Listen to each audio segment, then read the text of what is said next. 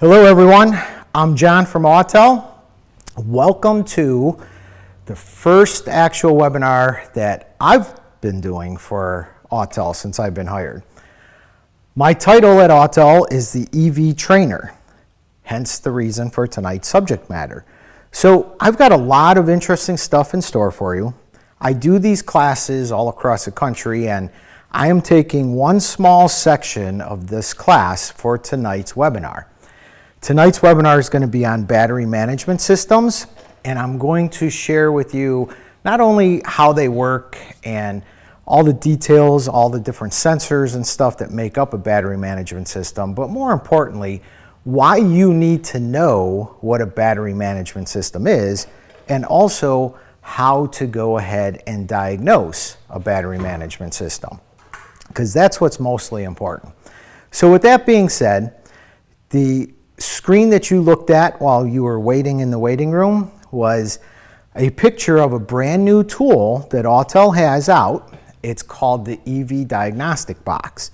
Now, if you don't happen to have one of the Autel scan tools right now, you could buy either the EV909 scan tool, the 919 scan tool, or the Autel Ultra scan tool and order it with the EV Diagnostic box. This is a very unique tool. I've been involved with this tool since it's first been brought over here to the States. A lot of research and development, and no other scan tool on the market has the ability to do what this tool does. Now, if you currently already have one of those three scan tools, Autel does sell just the upgrade to EV Diagnostic box. And you'll be able to get the box and all of the different cables and everything that you'll see as we go through tonight's webinar. Also on that first screen was a picture of an Autel charger. And if you remember from that first screen, it said if you had that diagnostic tool as well as a charger, that equals you making money. So with that being said, a little bit of background about myself. I still work on cars on a daily basis, mostly for research and development purposes at this point, but I still do it. So every time I do a class, I'm sure there's a lot of you that have sat in on some of my classes in the past, but every time I do a class, my philosophy is this: you got to keep it real world, and what's most important in any training class, in my opinion, is to make sure that you gain information that can start to make you money in your service bays tomorrow. Now, the EV revolution that's happening throughout the industry, that's something that whether you like it or don't like it, I will tell you that I'm old as dirt, and I've been around since a lot of different types of technology has been released into the automotive industry. I can remember when computer controls first came on cars, and everybody said it was a passing fad and everything else. I will tell you that I am 100% confident that this EV revolution, if you want to call it that, is going to happen in the automotive industry. And what's most important is that you embrace the technology at an early stage so that you don't start to become dated, and when these cars start filling up your service bays, you can't have an option to go ahead and diagnose and repair them. So I applaud your efforts of attending tonight's webinar. Now, with that being said, I've got just about 10 slides to share with you. The rest of it's all going to be hands-on on this 2017 Chevy Volt behind me. There's an interesting story about this Chevy Volt, which I'll share with you as we go through. So you can see on your screen right now the battery management system. And what is a battery management system? Don't pay too much attention to that picture yet, even though, you know, a picture is worth 1,000 words. But every single hybrid, plug-in hybrid, or electric vehicle has a battery management system. The battery management system is made to protect the vehicle's battery, the high voltage battery. Let's face it, that's the most expensive component on any of these vehicles. So we want to protect that battery. We want to make sure that it has a long lifespan. We want to make sure that the consumer that owns this vehicle is not confronted with a big dollar battery replacement until the battery just can't be saved any longer, which typically is well over 10 years. The typical actual warranty from the different manufacturers is 8 years. That's the minimum here in the United States. So on average, it's not uncommon for the batteries to last 10 to 14 years, depending on the different vehicles that you come across. So a battery management system has several different components in it. It will have all kinds of thermistors, all kinds of temperature-related sensors.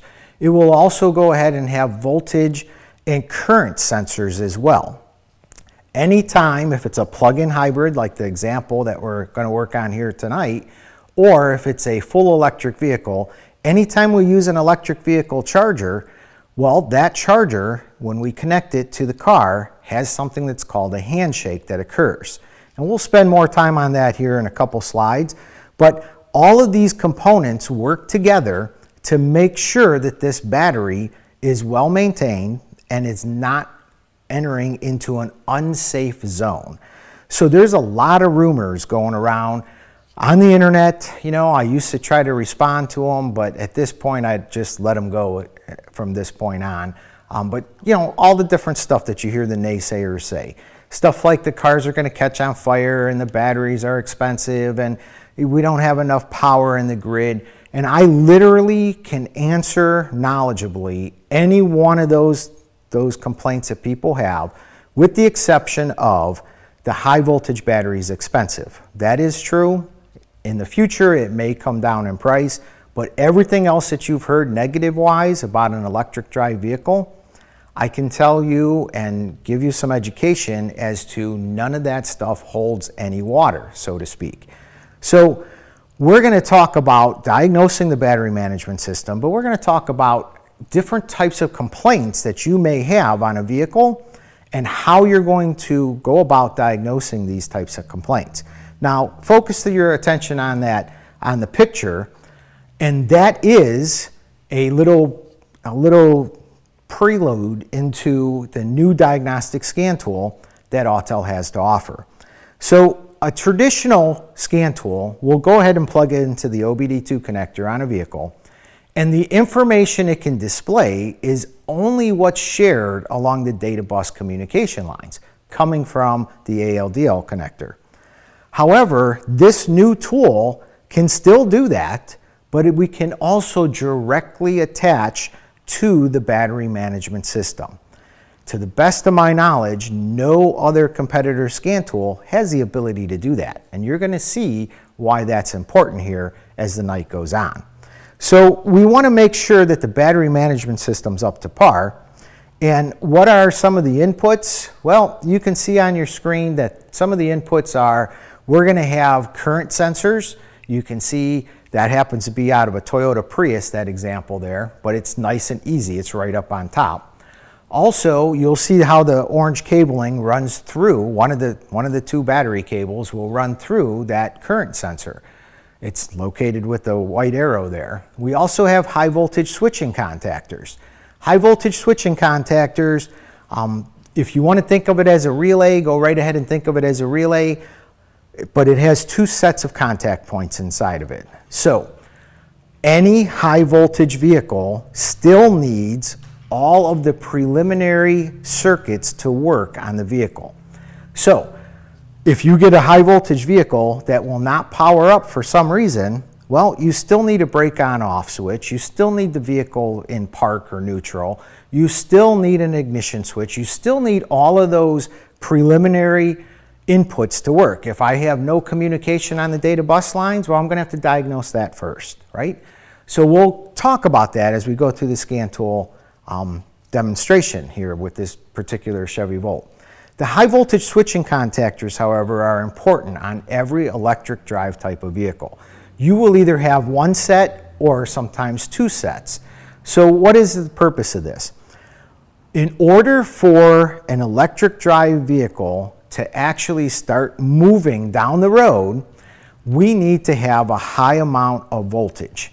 Technically, it has to be converted into AC voltage, but not in tonight's class, but in the next series of classes when we go over motor generators, we're going to actually see that it's not really AC voltage, it's still DC voltage, But through pulse width modulation, the car is tricked into thinking it's AC voltage. We'll show that picture perfect in a future seminar that we have together. But getting back to those high voltage switching contactors, it's important for you to understand that once I go ahead and hit the start button on the dash of an electric drive vehicle, and I obviously have my foot on the brake pedal and it's in park and all that other preliminary stuff, the high voltage at that point is still all stuck in the high voltage battery pack until we close those high voltage switching contactors. We do that with 12 volts, low voltage. So we need, what we just said is, we need a good 12 volt battery in the car for these things to ever power up. Once we close those high voltage switching contactors, we have a total of 2 of them in most cases, and sometimes we use what's called a pre-charge relay as well in conjunction with it.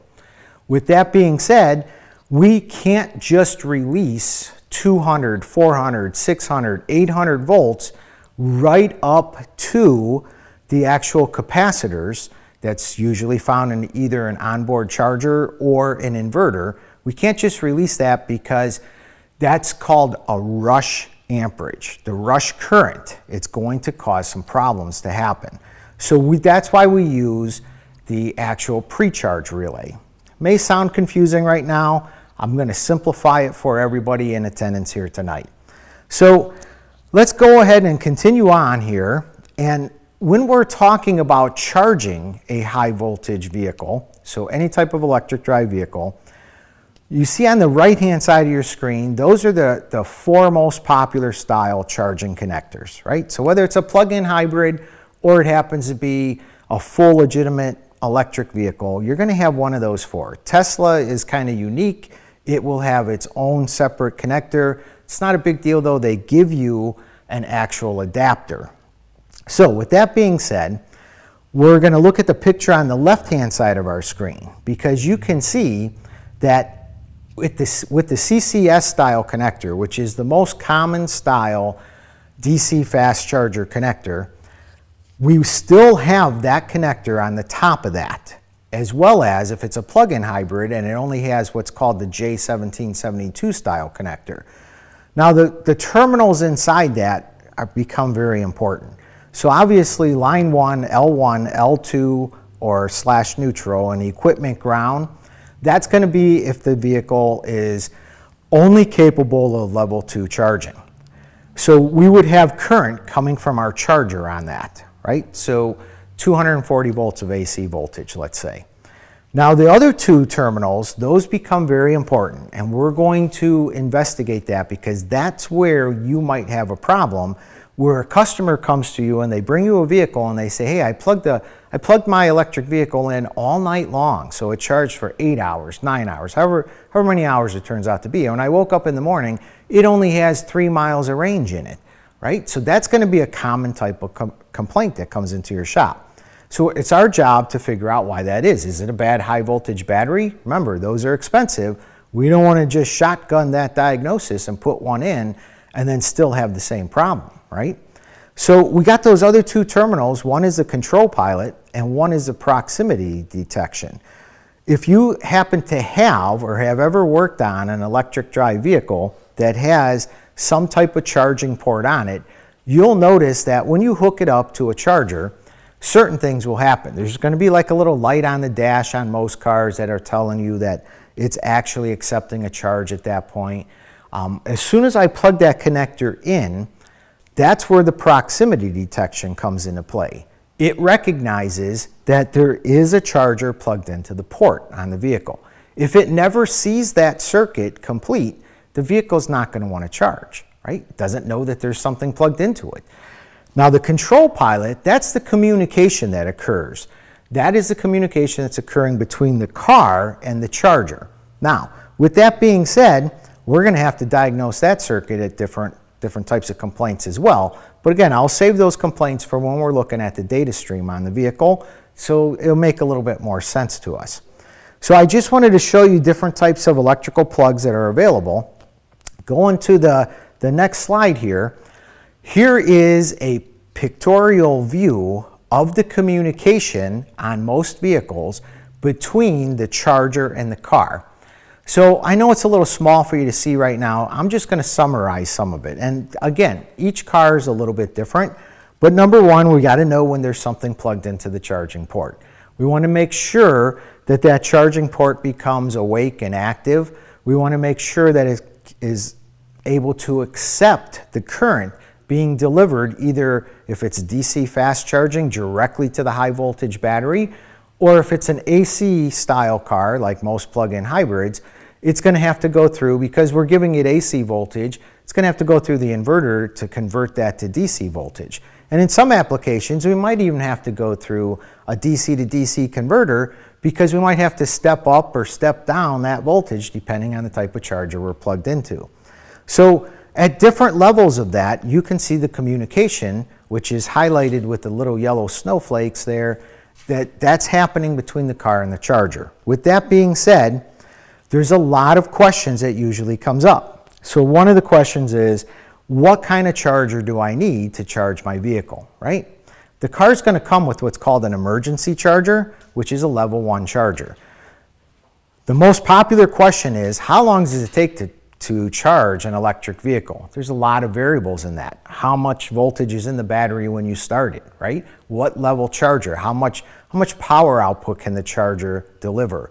So there's a lot of variables to that question. But just for sake of argument, if you know the kilowatt hour rating of the battery that came in the car, you can Google it and you can find the answer to that. And you know the kilowatt output of the charger the max it can put out, that's a pretty safe way of figuring out. So if you just use those two figures and divide them, that's a pretty safe way of figuring out about how long it's going to take to charge that car. Remember this, every car's battery management system is in control of the charge. So even if I pull up to the biggest and baddest DC fast charger that I can find in my particular neighborhood, and maybe it's capable of giving me 450 amps and over 1,000 volts, most cars cannot accept that. The battery management system will bottleneck down whatever it needs so that it can actually safely charge that battery. Remember, when we're flowing electricity, one of the byproducts of flowing electricity is heat, right?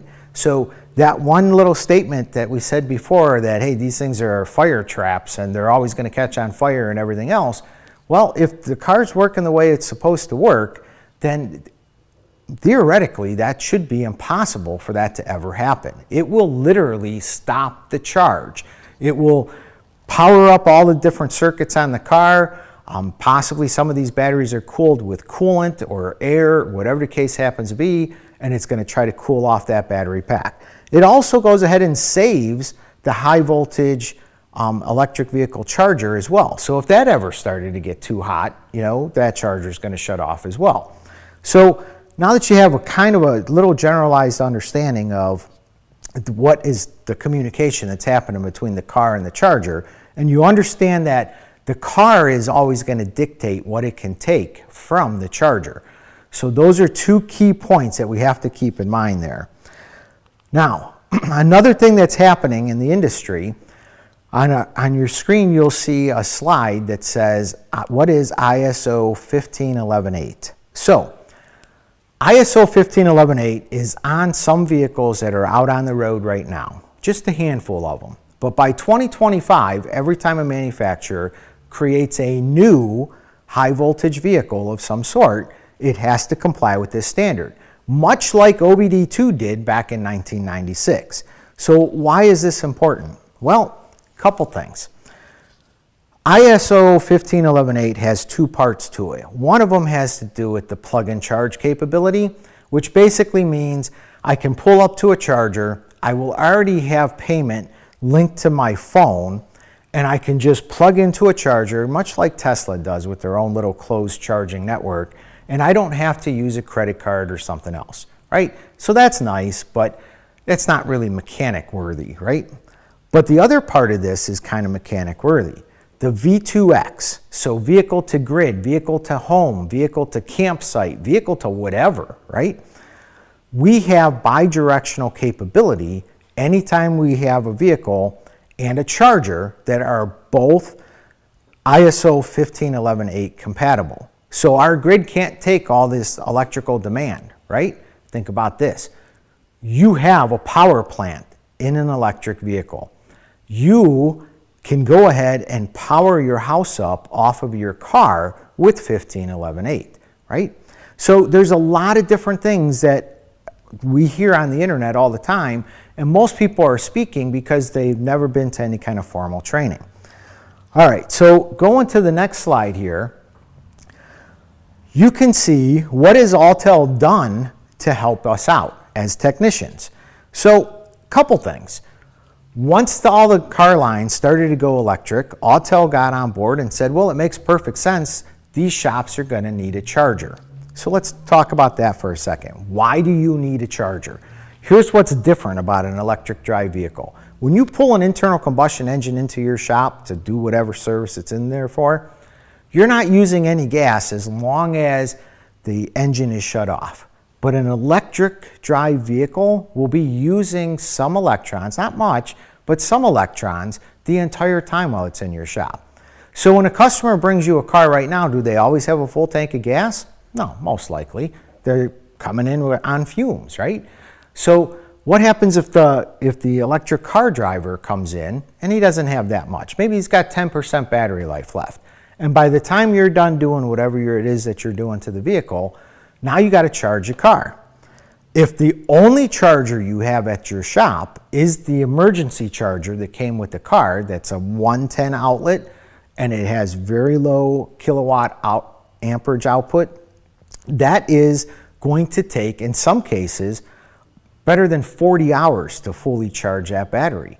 We don't have that kind of time in the automotive industry. Our parking lots and our actual service bays are way too valuable for us. We can't dedicate a spot for a car to sit while it's charging its battery. So we need something that's going to charge it faster. Do we need a DC fast charger? In my honest opinion as a technician, no. We just need a level 2 charger, which is very affordable, and we'll talk about that as we go through the night as well. We also need that charger for the secondary reason. That complaint that we said earlier, hey, I plugged my car in all night long and I don't have any kind of range when it's done. Well, how are we going to diagnose that if we don't have a charger to see, what's happening as I plug a charger into the car? So we definitely need a charger, right? Also, Autel has gone ahead and made a new scan tool that says, hey, we're going to give you the capability to plug directly into the battery management system. Now, when you have that capability, that becomes huge because I can see all the different inputs that I could not see that were just shared along the data bus line of communications going to the OBD2 connector. I've got an example of a battery where I'm going to explain that in greater detail for you.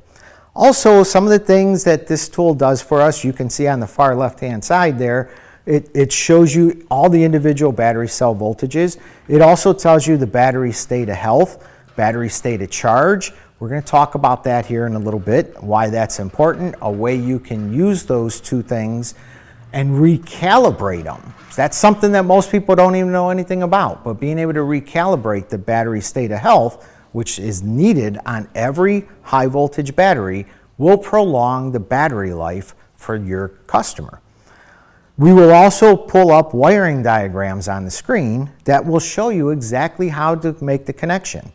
We'll also be able to pull up component diagrams. So it will tell you how these systems, how these components on these systems interact with one another, and it will aid you in your diagnostics when you get to those screens to say, well, at this point I got my scan tool hooked up and it's telling me I got the voltage coming here, but when it goes to the next part in the whole range of this whole electrical circuit here, that voltage is gone, right? So where's the problem at? Is it in the harness? Is it in one of the components? We're going to talk about how to diagnose that. So those are just 3 sample screenshots that no other scan tool, again, to the best of my knowledge, gives us the ability to do. Now, on this Chevy Volt has an interesting story. Relatively new customer, and honestly, I don't have a traditional customer database anymore. When I closed my shop down and moved to my pole barn, which is where we're in tonight, I went ahead and took my 2,000 customers in my database and I gave them to other shops. But I still need to always keep my skills current as a technician. So I went to all of the shops that were customers of mine and I said, listen, any one of those vehicles that you have that it doesn't matter what the problem is, if it's an electrical problem or lack of communication or anything that's giving you troubles, you guys are my only customers. I only want the headache jobs to keep my skills current. So this happens to be from another shop, and this came to me about 2 months ago. The other shop was able to diagnose it as it needed a new high voltage battery. So they wanted a second opinion because, again, these are expensive. So I went ahead and did the diagnostics. I agreed with them that a high voltage battery was needed on this vehicle. I went ahead and put that high voltage battery in, and then I said to the shop, hey, tell the customer to come back in a couple months because I want to go ahead and review the data stream. So I've got some screenshots that I took the first time it was around, but when we start using our actual EV diagnostic box, one of the things that it will tell us to do, and every car is a little bit different, this one happened to use the universal connectors. It pulled up on the screen of the 12-volt connector that I had to unplug from the high voltage battery pack and told me how to insert this into the terminals so I can get the following screenshot. So I went ahead and just followed the directions on the scan tool screen, captured the results so that I can use it for a database. And realistically, I'm kind of selfish. I use it for training classes. So I not only make the money on diagnosing and repairing the cars, but then in the future when I'm using it in training classes, it's the gift that keeps on giving, right? Now, not every car goes ahead and makes you use these universal type of pins. So we'll hold this box up a little bit later on, but some of the vehicles, depending on the vehicle you're working on, will actually have the actual pigtail right on there. So it'll tell you to just grab this connector. Obviously, we'll talk about how this whole thing is hooked up here in a little bit, but we'll unplug the 12-volt connector, we'll plug this in. And we'll plug this directly into the battery management system, and we'll be able to see everything that we couldn't see before that was just being shared along the data bus lines of communication. So again, this is something that no other scan tool really offers for us right now, and Autel has gone ahead and really thought outside of the box when they created this scan tool and allowed us to do this. So just so you know, I'm going to go ahead and flip to the slide here again. This is what a Chevy Volt high voltage battery pack looks like, and I kind of labeled it for you with the two terminals or the two connectors at the very bottom. So the big orange ones, those are high voltage. We're not hooking the scan tool up to those circuits. We're hooking them up to the two connectors at the bottom of the screen there. In that case, I had to use the little universal type of pins. Now, the screenshot that I grabbed the first time is being displayed on the screen for you right now. So you can see the individual cell voltages from that battery when it needed a battery replacement. But at the top of the screen, you can also see SOC in the left-hand corner, SOH, so that will stand for state of charge and state of health.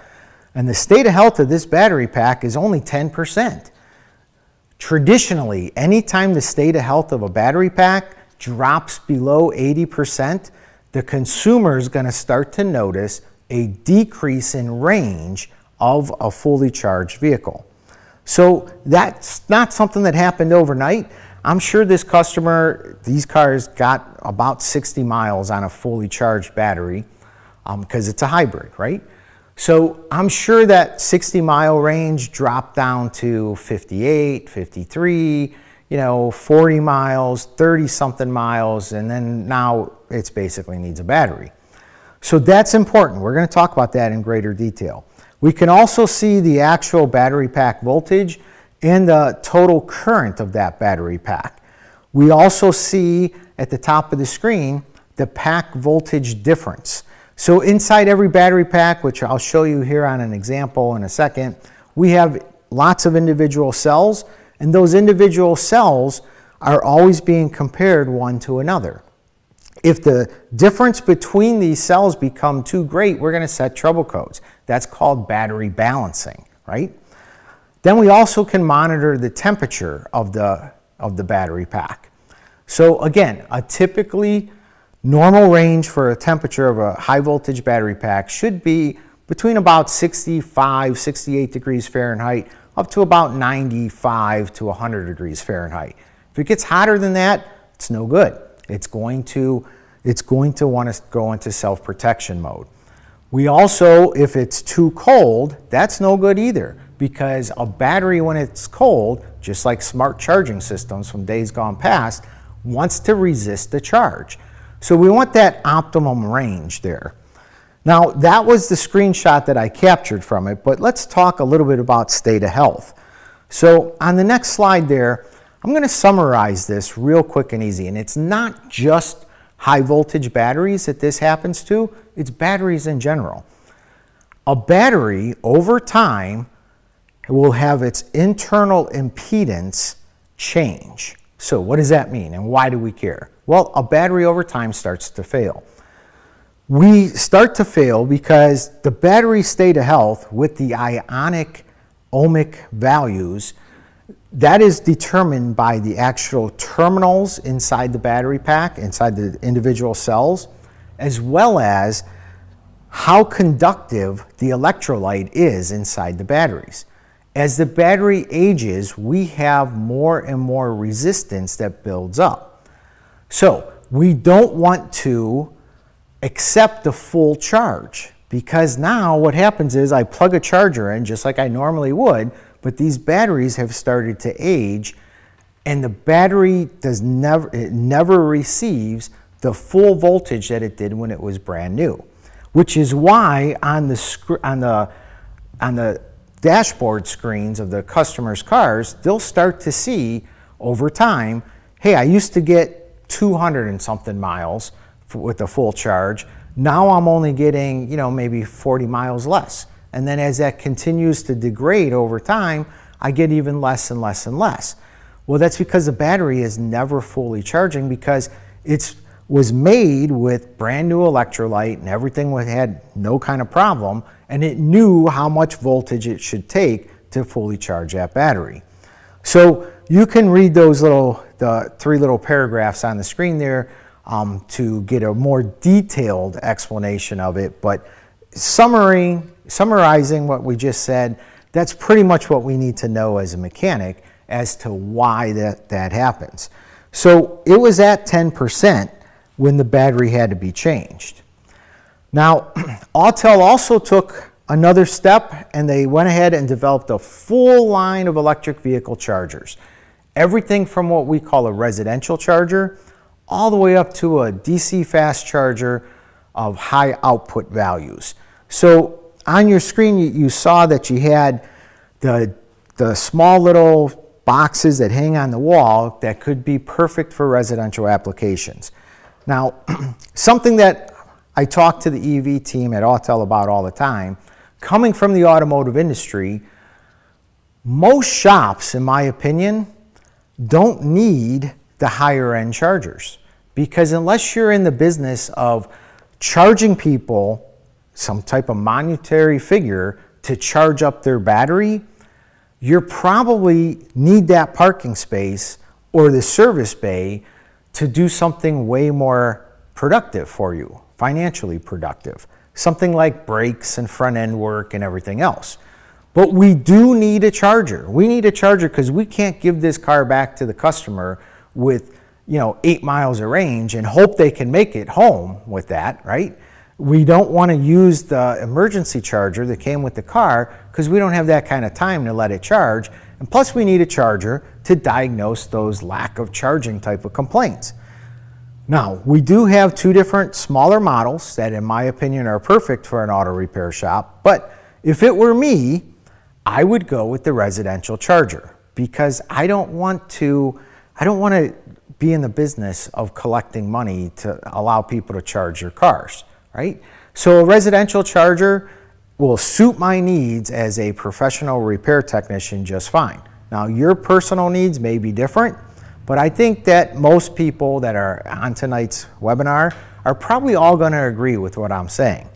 So a typical charge for an electric car might be 20 or 30 bucks, but that car might be sitting there, you know, even if it's the high-powered DC fast charger and it's charging the vehicle up in, you know, 20, 25 minutes or so, that's still 20 or 25 minutes of a parking spot that you can't use in your front of your shop, right? You got to leave it open so other cars can pull in and out of there. So a level 2 charger that's a residential charger is pretty much what I would recommend. So that's another way that Autel has helped us out here. Now, the rest of the class here, we're going to do all hands-on. So I'm going to go ahead and I'm going to go over to a sample battery pack that I have. And the sample battery pack, this is actually out of a Hyundai or a Kia. And this here is a battery pack that's been replaced. I know it's not a full electric vehicle battery, but you know why I'm using this. Because a full electric vehicle battery is about the size of the whole floorboard on the car. So this is a lot more manageable for training purposes. You can see the individual cells, how they're made up here. You can see that the battery pack has the contactors built right into it. You can kind of see where we would plug the scan tool in at for the battery management system over here. We also have these orange wires at the top. So it looks like I got 1, 2, 3, 4, 5, I got 6 at the top. Now those wires are actually thermistors. Now at the bottom of the battery pack, on the opposite side, so these are all kind of at the top of your screen, there's another 6 at the bottom of the screen of the battery pack here that we can't see without disassembling these individual cells. So that's a total of 12 thermistors inside this small high voltage battery, right?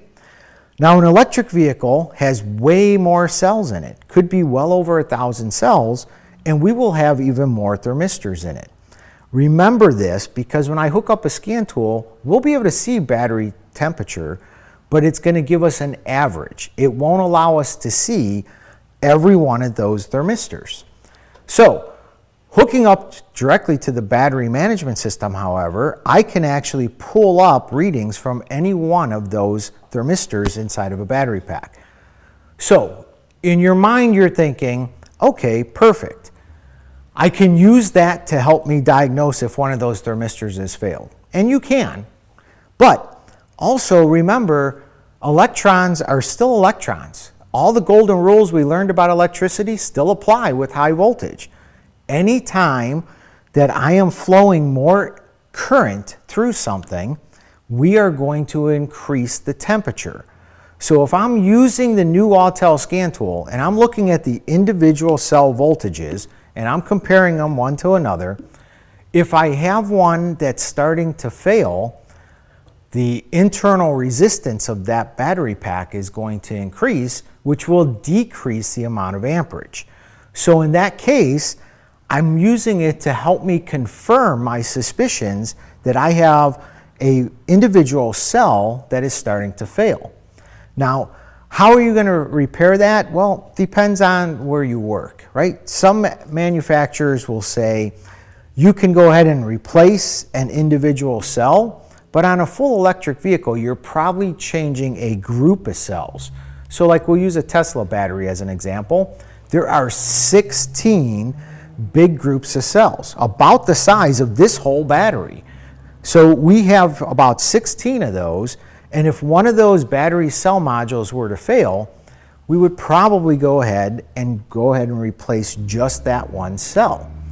But again, I can help use the temperature of the high voltage battery here with being able to look at all the different thermistors to help me determine what my real problem is with this high voltage battery pack. That's just one example. We also have the switching contactors on the side, but I'm gonna do something else with those to make it a little easier for us to all see. Remember, we will use low voltage to close these switching contactors to then go ahead and allow this high voltage to go out and power up everything else on the vehicle that has an orange cable. So I just wanted to kind of show you this real quick, just so we have a kind of an idea of what's inside of a traditional battery pack. And at this point, we don't really need this anymore, so I'm just going to move it out of the way. And I'm going to go to the table over here, and I have quite a few different types of components. So here is a little training aid that I made, and this training aid is technically a high voltage battery pack. I only got 2 individual cells here just to make it safe, so I don't have to wear the rubber gloves or anything else. So this will equal up to about 15 volts when these are fully charged. Now, I'm going to go ahead and show you basically what happens here. So I've got a 9-volt battery, which would be the equivalent of like the 12-volt car battery. And I'm just going to connect these 2 battery terminals here to power up my board. And I'm going to turn it off. And I've got my little voltmeter over here. And the first thing I'm going to do is I'm going to put it on regular DC voltage, and all of the individual cells inside the battery pack will hook up to one side of these high voltage switching contactors. So if I were to go to that side, I should read whatever this high voltage battery pack reads. So I'm going to go to this, and it says I have 15.53 volts, right? So with that being said, because the ignition switch is not turned on right now, if I go to the other side, I don't have any voltage flowing. Every high voltage vehicle works this way. They all will have some high voltage switching contactors inside the battery pack to control this. It's a safety measure. Now, once I go ahead and I say, hey, it's time to power up this vehicle. So I can actually put these leads right in here. I still got the 0 volts. Once I go ahead and I stepped on the brake pedal and it's in park and everything else, and I hit the start button, now it releases, so these 2 terminals I got this hooked up to are the other side of those contactors, it releases the high voltage. So in this case it's only 15 volts, but if it was hooked up to that battery we just saw, it would be about 280 volts that would be going out to the car. This is something that we can always use to disable the high voltage threat from a vehicle. We can make sure that those switching contactors do not close. You can do it with the scan tool, and I know I work for a scan tool company, and I probably shouldn't say this, but I'm going to anyways because it's safety related. I'm never going to trust the scan tool. How many times have we tried a power brake bleed on an ABS system and the scan tool said it did it, but it doesn't do it, right? Well, I don't want that problem when I am dealing with my life here. So if I'm going to use my scan tool and I'm going to say, open up those high voltage switching contactors, I'm not going to take off my protective gear until I prove that that high voltage is no longer a threat, right? Because what happens if these high voltage switching contactors are stuck closed? Even though my scan tool told them to open, if they're stuck closed, it's still sending high voltage out. So let's say I was going to change an AC compressor, right? And it's a high voltage AC compressor. I think I powered down the system, but if this is physically stuck closed and I just don't have gloves on and I start working with my bare hands, I run the risk of being electrocuted. So I'm always going to prove out that this circuit is dead before I start servicing anything on an electric vehicle. I'm always going to prove that out first. If for some reason you can't find a high voltage disconnect, the high voltage disconnect on this 17 volt here is actually inside the center console. So, but if it didn't have one, because a lot of cars are going away from having that and they're telling you to use the actual scan tool to open up those contactors, always prove that out first And as an extra layer of safety, even disconnect the 12-volt battery. Remember, it takes 12 volts to cause these to close. So if the 12 volts isn't present, they can't possibly close. The other thing too is I can always physically open these up, right? So I can take the battery cables, go into the car while wearing the actual high voltage gloves, and I can disconnect them from the other side of the contactors to make sure that there's no way that that voltage is going to be flowing. Now, with that being said, let's talk a little bit about those orange wires. So here's a traditional orange wire, and we also have an overall insulation and inductance test. Orange wires are going to everything high voltage on this vehicle. We use an isolated ground on anything high voltage. But if I have high voltage going to a metal box that's called a magical inverter, which we'll talk about in a future episode here, if that metal box, if there's a short inside there in some way, then technically, if I were to touch anything metal on the car that's chassis ground, I would get electrocuted. So those are very important things for us to understand. And the new Autel scan tool has tests built in to test that before I even get out of the driver's seat.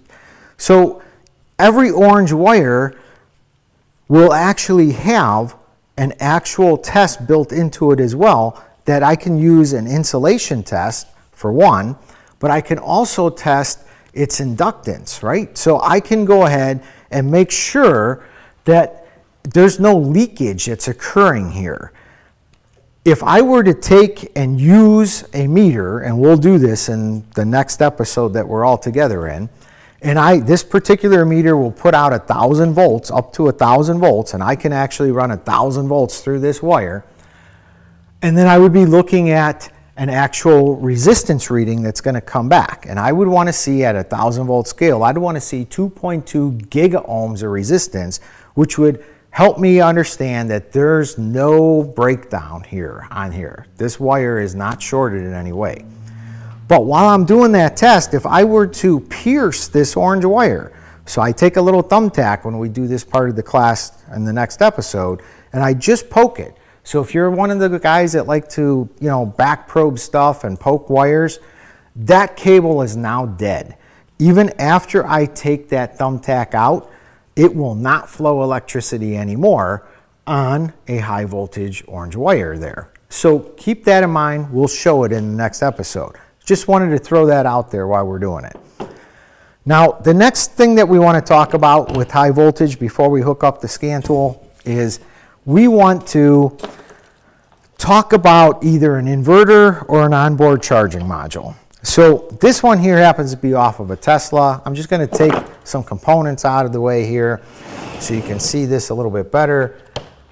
I'll move our little contactor board to the other table so it gives us some more room here. We don't need our 9-volt battery at all. So here is a Tesla onboard charger. This is the thing that's in control of what's happening on a Tesla whenever I plug into a charger of some sort. There's a lot of different circuitry inside here. A common thing, this is just a little tip, a common thing is if I'm using a level 2 charger, I have to convert that to DC. A car's battery is DC voltage. Level 2 chargers are delivering AC voltage. So I've labeled all this stuff. This board here is responsible for converting that to DC so I can then send it back to the battery. Now, a common thing that happens on Tesla is the vehicle will not charge. And you'll get some warning lights and stuff. On this side of the charger are two 50 amp fuses. One of those 50 amp fuses will blow. Now on a Tesla's kind of unique. During the handshake, remember, Teslas have their own cable, which are DC fast charging cables. So they're nice. They give us the ability to use a level 2 charger and be able to convert the AC to DC, but the Teslas were originally made to only accept the DC fast chargers. So with that being said, if one of these two two fuses were to blow, because basically when the handshake on a Tesla, when I start the charging process, that cable is physically locked into the connector. I can't unplug it until I stop the charging process. It doesn't work that way when I'm using a level 2 charger. So if I walk up and unplug the charger, it's not going to blow probably the first time. But if I do that enough, a voltage spike will occur because it's still in the charging process, and it'll blow one of those fuses. Then the vehicle can't charge anymore at all. I keep those fuses in stock. Now, if you take it to a Tesla dealership, they're going to want to replace this whole onboard charger to the tune of about $3,000. This fuse here is about 40 bucks, right? So this, you could do your customer a real solid, be a hero, and you can actually go ahead and replace just the fuse that's actually blown there. And then the vehicle will start to charge again.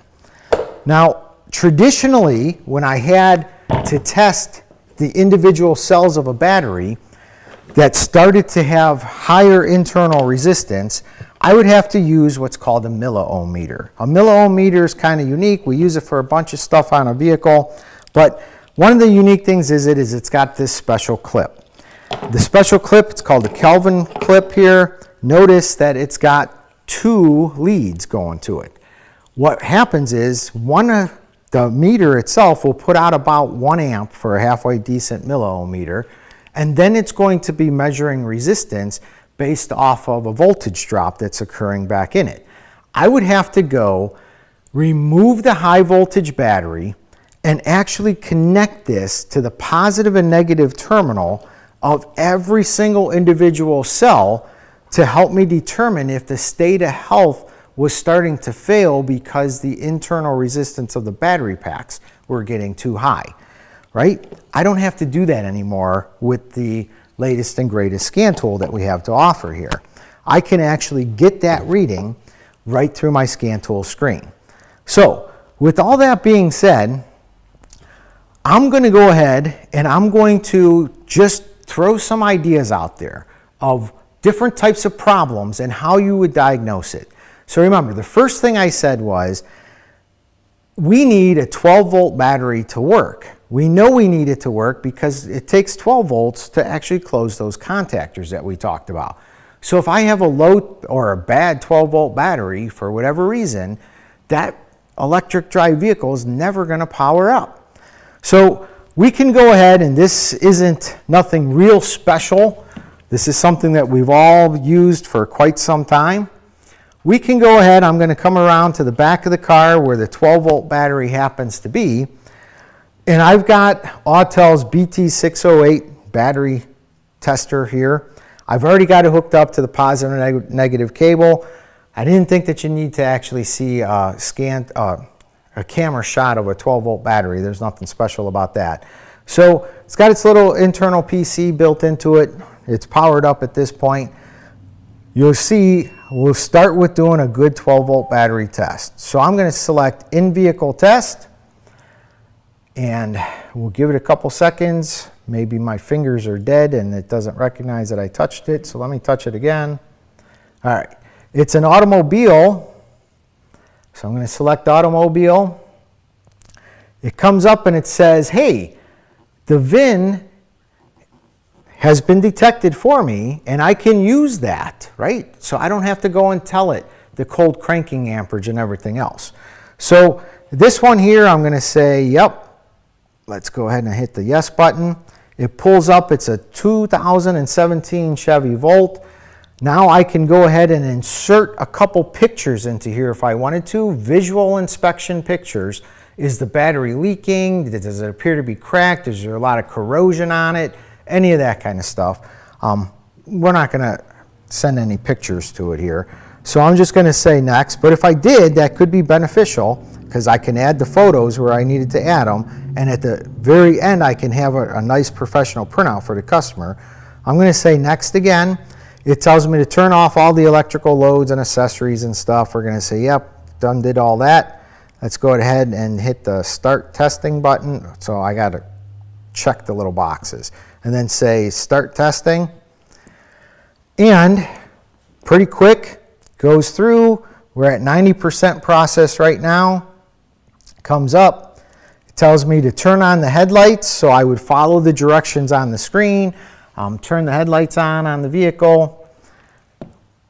It's checking for a surface charge. And then it's going to come back when it's all said and done, and it's going to tell me if the battery's good or bad. I don't want to spend a whole lot of time going through using this tool, but as it's doing its thing, that now it's telling me to turn off the headlights here, you get the general idea of how this tool would work to actually test the 12-volt battery. So it comes up, tells me the battery's good. And if all the visual inspections took place and there was no kind of faults found with it, so cracking or corrosion or anything, I know I got a good 12-volt battery on the car. Quick and simple. I have the ability to hook this up to one of my scan tools as well and have the two of them interface so I can print out the report. I also have a built-in printer on this that I can actually use to print as well.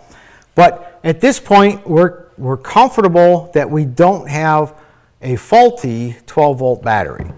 So now I'm going to go ahead, I'm going to unplug the dongle for that battery tester and just put it up on the top of the roof there.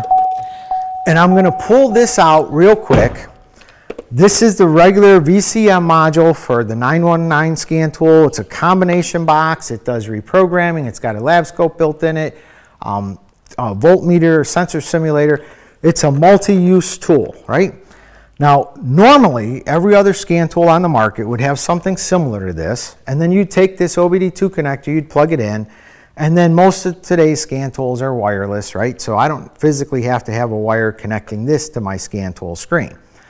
When I use the EV Diagnostic kit for certain parts of the diagnostic repair, I will then go ahead and be prompted to hook up this EV Diagnostic box to the actual scan tool and the VCM module. So basically, instead of plugging this into the OBD2 connector, if I wanted to go directly into the battery management system, I would plug that in to my EV Diagnostic box. Then I would go ahead and use the 12-volt power adapter, because at this point, remember, I'm unplugging the 12-volt circuit wires going to the battery management system, so I'm going to need to power this, right? So I'd plug those in, the little alligator clips, hook them up to positive and negative, and then this is just an extra safety ground that I would have to hook up. And then my scan tool will go ahead and wirelessly talk to all of this, and this is where I would plug in whatever adapter cable I needed to for this particular car. The scan tool would again tell me the adapter cable to grab. If I had to use one of those universal pinouts like I had to on this Chevy Volt, it would show me the wiring diagram and tell me which pins to insert those into. So this is how I would hook this tool up. Very simple to do on most electric vehicles, because remember, most electric vehicles have the battery pack that's bolted to the undercarriage of the car, just like this one does. So you put it up on a lift.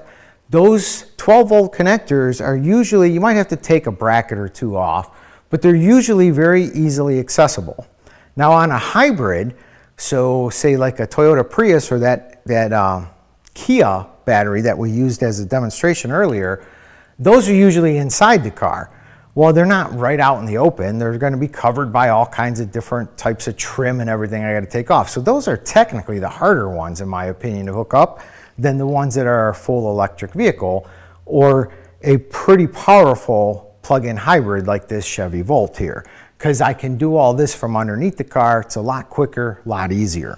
And again, I don't have to have 12 volts on, I don't have to have my high voltage gloves on, because I'm only dealing with the actual 12 volt low voltage circuit when I'm unplugging those connectors. So it's a very safe way to get those types of test results from me. So I'm going to go ahead and I'm just going to take the diagnostic box out of the equation for the time being, and we're going to talk about how do we diagnose different types of complaints. So I'm just going to take and plug the VCM in first and use it in traditional scan tool mode. I'm going to power up this car.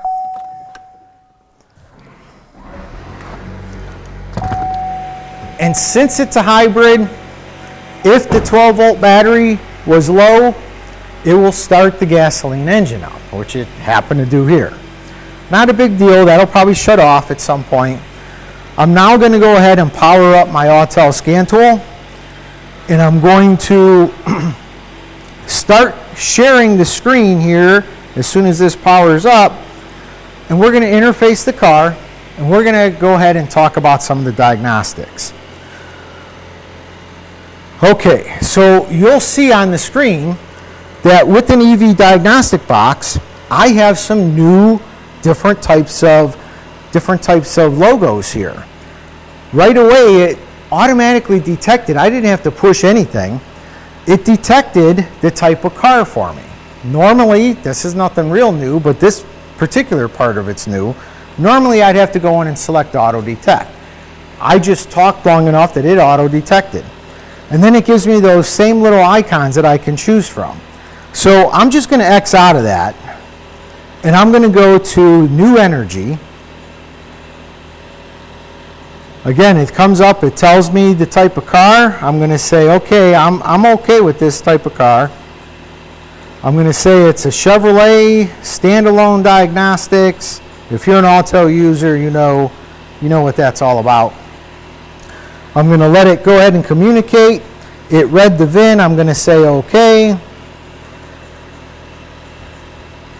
It's going to go through. It's going to search for any kind of different accessories that it might have had. It might prompt me to answer a question if it has backup cameras or something, but this one did not. So I'm going to say OK. And now I'm going to pull up the traditional screen that we would normally see. So I can select a specific control unit. I can select hot functions, which was a thing that's very important for us to do, like parking brake retracting, and when you rotate tires on cars. Again, you know if you got a condition, a 12-volt battery, you know the kind of stuff that's found in that area. But I'm going to go ahead and I'm going to say control unit. And I'm going to pull up the hybrid powertrain control module, and I have two of them on this particular car. So let me go ahead and say, let me look at control module 1. Now let's see what our options are here. So I'm going to go first into live data, and I have these options that what I would want to possibly diagnose. So since we're talking high voltage here, I'm going to select hybrid EV. And now I start pulling up live data. So some of the things that I'm just going to scroll through this list and kind of call out attentions as we go here. Drive motor and inverter supply circuit voltage says it's about 386 volts. If for some reason this car did not want to go, well, remember, this is, once those contactors close, this is what the voltage is that's getting up to the inverter to go ahead and be able to be pulse width modulated to allow this car to accelerate. So if I didn't see that kind of voltage there, well, if I saw very little volts, that would help to explain why, hey, this car's not moving out of its place here. My hybrid and EV battery pack current, right now it says it's about negative 16 amps or so. It's negative because the gasoline engine's running and it's actually charging, helping charge the high voltage battery pack. If I were to put this in drive and start driving, that amperage would start to go positive. Drive motor current again for the different drive motors. My ignition input accessory, this is a good way to test the actual start switch on the dashboard there. I'm going to keep going down. Maximum hybrid EV battery module temperature, 75.2, and the minimum module temperature is 73.4 degrees. So I said, remember, when we were talking about that battery that was on the little tool card as an example, I said, remember, this is going to be important when we hook to the battery management system, because I do see the battery temperature here going through the OBD2 connector, but it's just giving me a range of one sensor. And in this case, it's telling me the difference between the highest temperature and the lowest temperature reading sensor.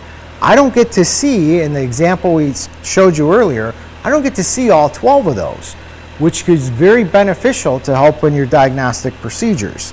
Also, coolant temperature sensors, drive motors, axle torque command, all of these we're going to be covering in this series of electric vehicle type of training of what I use these different types of data stream PIDs for. I also can see the contactor history. Is it open? Is it closed? Whatever the case happens to be. I'm going to go back here and I'm going to go ahead and say, I'm going to escape again. Let's go ahead and select active test and special functions. In active tests, I have the ability to bidirectionally control and test some of the different circuits here. Let me go to special functions, and I've got transmission adaptive torque reset. But remember, I had two high voltage control modules on here. So if I select hybrid powertrain control module number 2, and I select special functions, I will have a different set of special functions, right? Hybrid EV battery pack capacity learn, hybrid EV battery pack charging adaptive learn reset, hybrid EV battery pack data reset, hybrid EV battery contactor open reasons reset. So I have the ability to reset a lot of these different areas on the vehicle.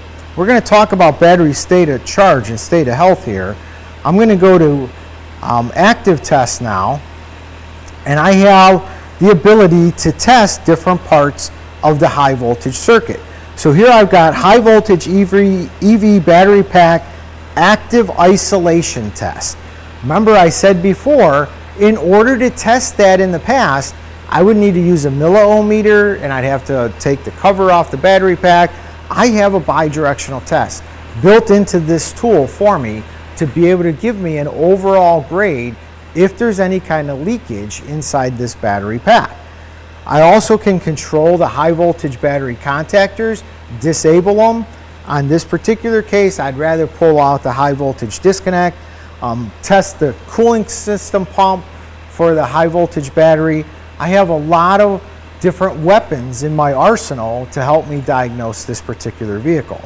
I'm going to go to live data here. I'm going to go to data display.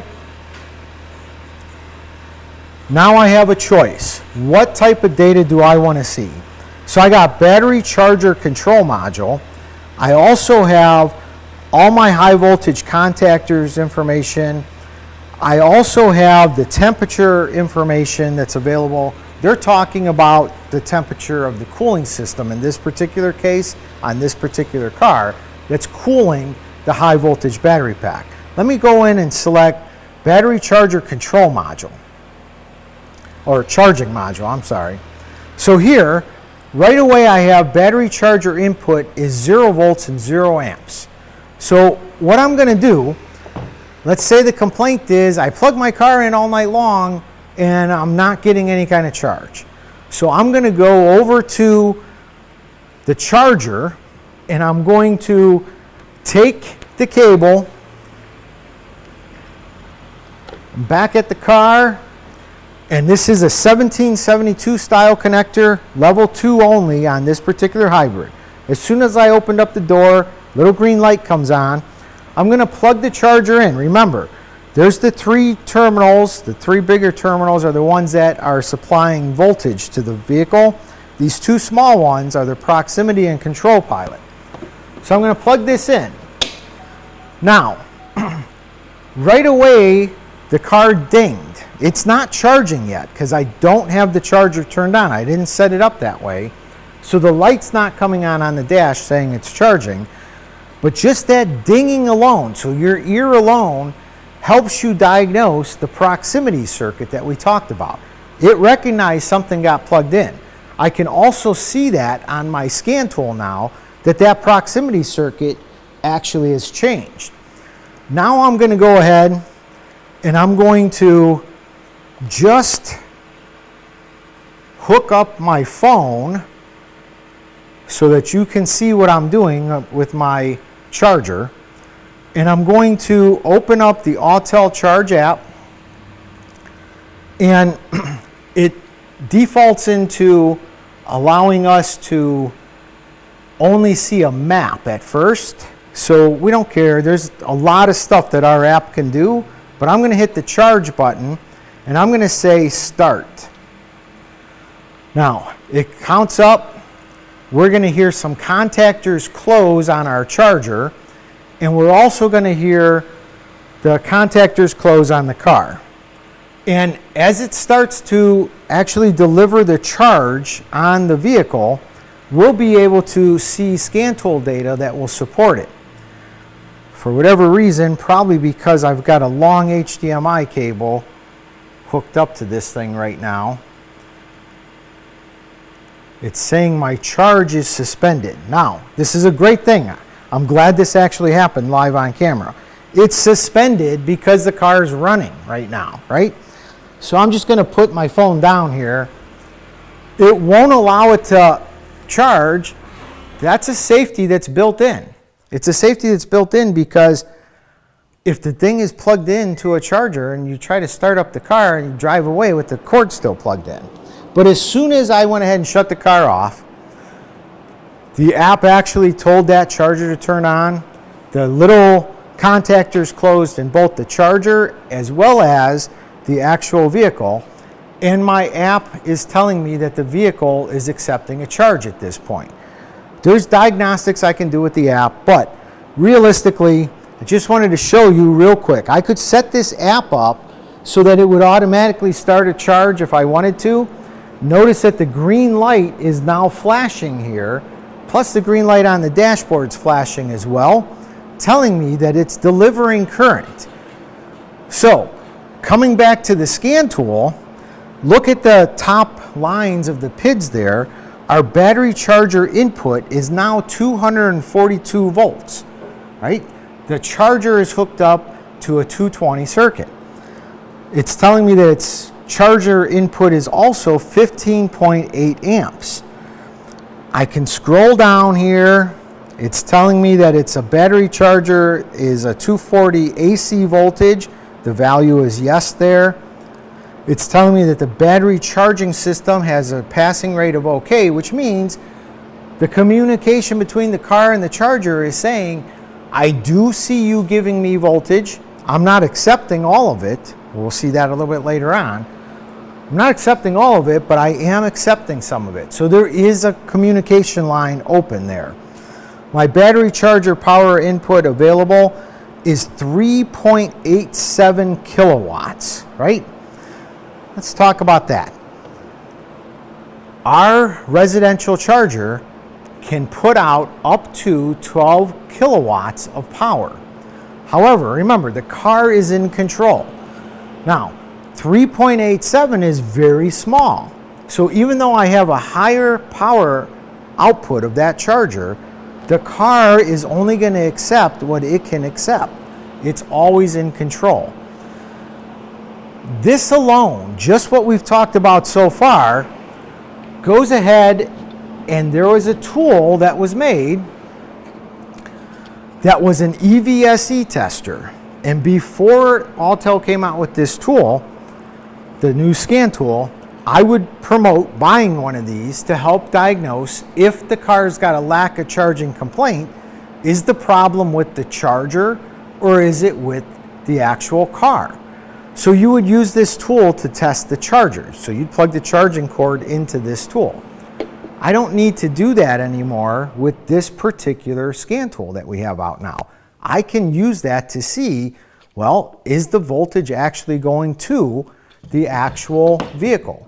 I can pull this information up on my scan tool screen here. I also, if I keep scrolling down here, you'll see that I have the proximity detection circuit there.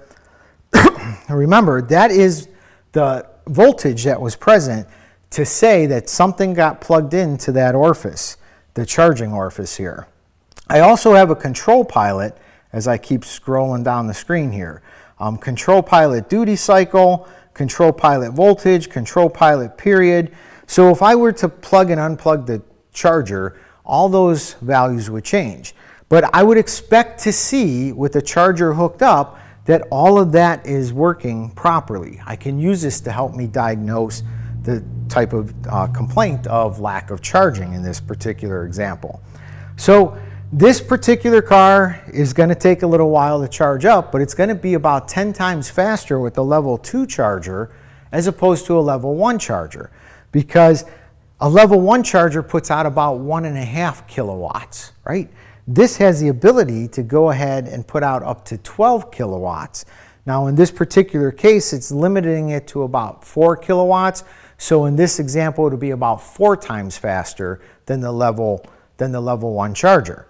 This battery in this particular car is about 50% charged right now from looking at it. I could pull this data stream up and confirm that, the exact percentage of charge it actually happens to be. But here's how I would start to use some of these different types of PIDs here. Now, another thing that I kind of want to show you, and we're running out of time here and I want to leave time for questions. I'm not going to crawl underneath the car, and I'm not going to hook up the EV diagnostic box because I already took the screenshots of when the battery was replaced the first time. So you already saw the type of screenshots you'd see, but let me go ahead and just back out of here. Let's go escape, escape, escape, hit escape again. I'm going to end this current diagnostic session. I'm good with all of this. All right, I'm going to go back home at this point. The other icon next to new energy says battery pack test. So when I pull up battery pack test, again, tell it a little bit of information here. General Motors, it pulls up a couple little warning screens for us, right? So it's going to tell us stuff like, hey, make sure you have a generalized understanding of high voltage before you start going into doing anything with the high voltage battery pack. I'm going to say that I read all that and I'm okay. I read all these warning and disclaimers as well. I'm going to say accept just to save time. Then it tells me some of the safety precautions here. I'm going to say I'm good with safety precautions. I'm going to say okay. Then I'm going to select Chevrolet, North America, and it's a Volt, and it's a 2017. I'm going to let it do its little thing here when I select OK. And it's going to load data. Here is the screen of what I was referring to of how I would plug in to the high voltage battery. So at this screenshot right here, it's going to allow me to, it's going to identify the cables I got to grab. It's going to show me the connector that I'm unplugging underneath this particular vehicle, and I'm going to be just sliding these terminals in to where it tells me to slide in. Now, one of the coolest features that this tool has the ability to do, remember I said that every battery over time, the internal resistance will start to fail, right? It starts to get higher, which then means the car cannot accept a full charge. So, with that being said, it also decreases the range, and because it's always trying to charge, the battery starts to fail sooner than what it needed to. I have the ability to recalibrate. In fact, most manufacturers recommend doing this as a standard procedure about every 3 to 6 months on a high voltage battery. I can recalibrate this data health. So what am I actually doing? It's taking a new reading, remember a small little milliamperage reading, it's taking a new reading and it's saying the electrolyte inside the individual cells is no longer at wherever it was when the vehicle's battery was brand new, it's now lower. And when I recalibrate that, I can now also recalibrate the state of charge so that now it knows that, hey, to fully charge this battery, I'm going to not base the fully charged battery off of a picture perfect battery cell when it was brand new. I'm now got a new baseline of the battery state of health.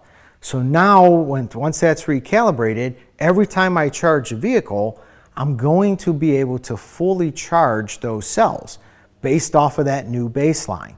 So this is perfect for those customers that come to you and they say, hey, I used to have 53 miles of range when I started first using this car and charging it. Now it's dropped down to 42 miles of range. Does that mean my battery pack's on its way out? Well, technically yes, but you can go ahead and you can recalibrate this and give them the range back, right? So you have a service option available for you that I never had and never still have with any other type of scan tool out there. That is a huge thing for us independent repair shops because, or any professional technician, because as you know, the exception of this hybrid here, when a car no longer has an internal combustion engine, we only have about 21 moving parts in the driveline. So with that being said, we're losing a lot of service intervals like timing belts and oil changes and all that stuff. So we need some way to make up for it. So stuff like we have multiple cooling systems on cars. So there's multiple cooling system flushes. There's different filters. There's a lot of stuff that makes up for some of the stuff, the service procedures that we lost. But this is something that's key. You will go ahead and prolong the life of that high voltage battery pack by being able to just recalibrate it. Now, as always, we never really have enough time in these classes, and I'm going to go ahead and open it up for questions. I'm going to read the questions, but while I walk over to the computer and read it, I'm going to share the computer screen one more time. And I just want to bring everyone's attention to this. If you happen to be going to the upcoming Apex show in Las Vegas, make sure you stop by the Autel booth. We've got some great chances for you to go ahead and get giveaways. The grand prize being an Autel EV Diagnostic kit plus a charger. So that is huge. Those are the two main components that we used in tonight's class. And I could literally talk for another 3 hours about different stuff that we can do with this scan tool on just battery management systems. But again, we kind of lost some of our time that we have here because it's only an hour and a half long. So looking over some of the questions that people have asked, I'm going to kind of pick and choose which ones that I can answer the quickest here, since I want to respect everybody's time and I don't want the seminar to run longer than it has to be. Basically it says, is there a PDF for this presentation? So technically there is. I don't know, I'll leave this up to the powers that be at Autel. There are just under 1,000 of you that signed up for this, which is huge. You know, most of the time when I've done webinars for other companies that I've worked for, you know, we'd get 40 to 60 signups, and out of all those signups, maybe there'd be 12 people that actually watched the live version, the rest of them watched the recorded version. This is huge with 1,000, and it would be kind of difficult to go ahead and send a PDF out to 1,000 different emails here. It says, Mike Motto says it looks like a Chevy Volt. You're 100% correct. It says, will it work with Tesla units? It will work with Tesla units. So the new diagnostic tool will work with that, and it'll work with the battery management system, and it will also work with the OBD2. Tesla does not have the OBD2 connector, but we do sell special diagnostic cables that you can hook up to a Tesla here. You need my email. I have an Ultra just purchased. Can I add the EV diagnostic box to it? You definitely can add the EV diagnostic box to your Ultra scan tool. Is the EV diagnostic kit compatible with the 906? So it's only the 909 scan tool, the 919 scan tool, as well as the Ultra scan tool. So it's not compatible with the other part numbers that we have. Lots of questions about the handouts. You know, again, I'm going to leave it up to Autel if there's some way that they can email people, but I don't know the answer to that question. I'd be more than happy to share the handout with you, but somebody's going to have to try to get in contact with everyone.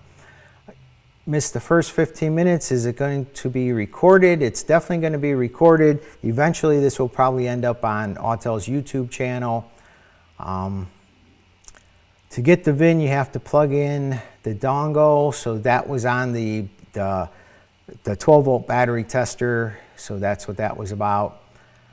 Does the Autel EV Diagnostic Kit for hybrids too? So yes and no. It's got really good coverage from my experience with electric vehicles. And then if it's a later model hybrid, kind of like this 2017 Chevy Volt, from my experience, it works really well with as well. But if you start going into, 2005, 2006 Priuses and stuff like that, it's hit or miss as to the coverage that you can plug into the battery management system on. But the good news is, those cars are fastly disappearing from our service bays at this point. Lots of questions about, is this going to be recorded? It's definitely going to be, it definitely was recorded. Can the EV diagnostic box perform an insulation test?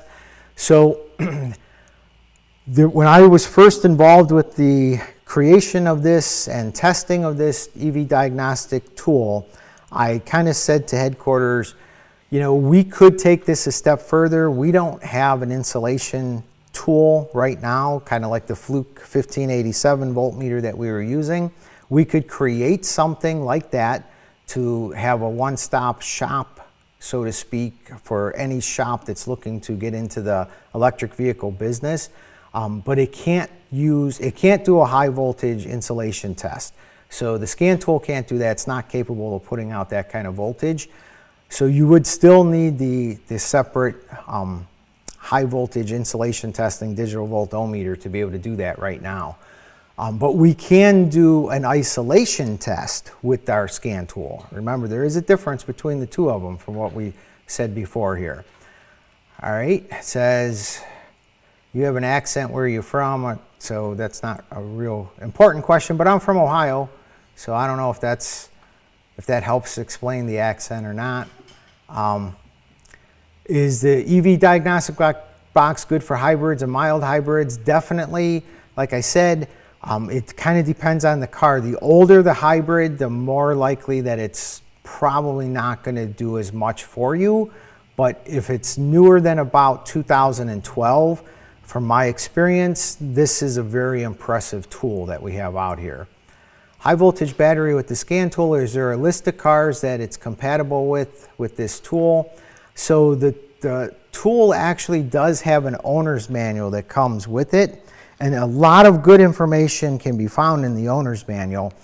The owner's manual does not give you a complete list of all the different types of vehicles that the car will interface with. However, what you can do if you get the tool is when you start powering up the tool and going into the different types of cars, if you select the battery test icon, you'll know immediately if there's support for the car that you just punched the VIN number in on, right? So you don't even have to have it hooked up to the car. You can just turn the scan tool on, hit the battery test icon, and manually start punching in the information for the car, and you'll know if it supports that vehicle. Like I said, from my experience, and obviously I haven't hooked this up to every single hybrid out there and every single electric vehicle out there, but I have hooked it up to quite a bit. And from my experience, if the hybrid, so electric vehicles, I haven't found one yet that it doesn't work on. I'm not saying it won't work on one, I'm just saying I've never come across one yet that it doesn't work on. Hybrid vehicles, it depends on the year. So the ones that it had no support for, like I said, were earlier ones, like Generation 2 Prius, it didn't work with. The first generation Chevy Volt, that's like 2011, 2012, it did not work with that. But remember, you still have all the extra features that Autel gives you through the OBD2 connector, through the data link connector, which is a lot of the stuff we just saw. So you still have those features. You can't recalibrate state of health and state of charge through that. You can't see the individual sensors, the thermistors. You can't see some of the stuff when you hook up to the battery management system. But you still have a lot of stuff that other scan tools don't show you. So it's still a worthwhile investment for that alone on those older types of hybrids. All right, so at this point, I'm actually 1 minute over. I just want to close out for saying, you know, I literally could talk for another 3 hours about different components, doing more hands-on tests and stuff. I do have a whole series of these webinars planned for you guys, so each month will be something different. So keep an eye out for your emails that are coming through. These are all going to be electric vehicle related right now, or hybrid related, unless the diagnostic team asks me to do something for, you know, diagnostics or TPMS or some of the other circuits there. But right now, my main boss is on the EV side, so, you know, they're going to keep wanting me to do these. So with that being said, this is the first time that I've done an actual training class like this for Autel. And this was not an easy accomplishment to get everybody to sign off on allowing me to do this. So I'm going to ask for your help here. If you enjoyed tonight's class and you want to see more information like this, contact your distributor or whoever you got to contact and say, keep them coming. We want to see more of these kind of training modules for future references. Right now, we do have them planned throughout the rest of the year, but I'd like to be able to continue to do this for you if you guys find it useful, you know, all throughout next year, and as long as I'm with the company, I'd like to be able to continue to do this. So with that being said, again, I appreciate everybody's time. I hope you guys got some information that you could take back to your shops and have a better understanding of how these systems work, for one, but more importantly also to have an idea of how you can use the information that we discussed tonight and saw some of the diagnostic principles that we used here to help you diagnose these cars that are coming in your shop and help you make more money in the future. So until next time, my name is John, and thank you.